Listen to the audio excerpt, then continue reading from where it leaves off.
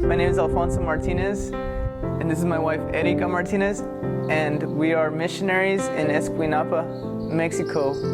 We are church planting missionaries, and we're trying to plant reproducible churches in Escuinapa and also in an unreached people group, the Tepehuanes. We're trying to reach the people in all facets of the society, with the government, the schools, and the youth, and even into the drug rehab centers. We have a tremendous opportunity to work with an unreached people group, the Tepehuane Indians.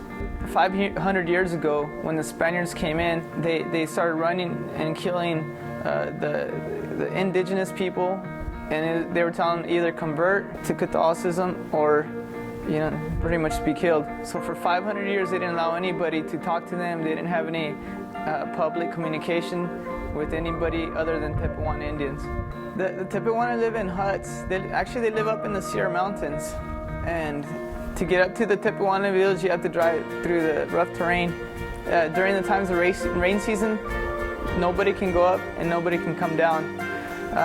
Their houses are actually thatched roofs with mud. They put wood around and they fill it in with mud. Reaching out to the Tepehuanes, I actually have an advantage. You put a picture of me in a Tepehuane and you can't tell which one's which. The first time I went to the Tepehuane Indians, I saw one of the guys and I just started walking around with him. He showed me the land. We sat underneath the tree for about 3 hours, and I really started asking him, do you see the heavens, and who do you think created them? And so he said, God. And so I said, do you want to learn more about God? And he said, yes. So I went from the beginning of Genesis to the creation, and through the people that the Lord sent, and through the sacrificial lamb, and came to the point where Jesus Christ died for his sins, and he came to the Lord. What's amazing, what we have found, is that the Tepehuanes, they believe in only one God. They just haven't heard about Jesus Christ. Tepehuane are very beautiful people, always smiling, telling lots of jokes, but they are very hardworking at the same time. The other day I was out in the village, and we were looking at where the people get their water from. This is a place where it's a little well that they dug, really, really tiny one.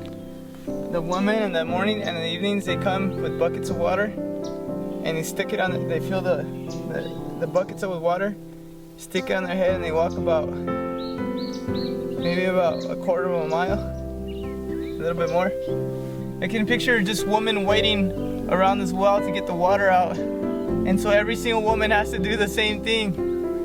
That's pretty much the whole morning. And what's amazing is that for a simple $1,500, the entire village can be given a well.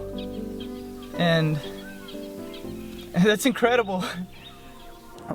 We've led the chief to the Lord and his wife, and even another family to the Lord. We believe that the reason why the Lord has called us to work with them is that they're friendly with other tribes, and that's rare. Usually tribes are fighting or bickering with one another, but there's about 5 different tribes that are around the area where the Tepehuanes are, and they're actually able to talk to and communicate with those 5 different tribes. So as we're sharing the gospel and as we're discipling them, we're expecting and believing that God's going to use them to go on to the other 5 tribes to reach them with the love of Jesus Christ. I love them a lot. I see their little children running around, and I see that I kind of see them like my children too. There's a friendship, there's a family. These are also my family too. You can be praying for us on a daily basis, and we believe that when you're praying, it's opening up doors for us to go and preach the gospel.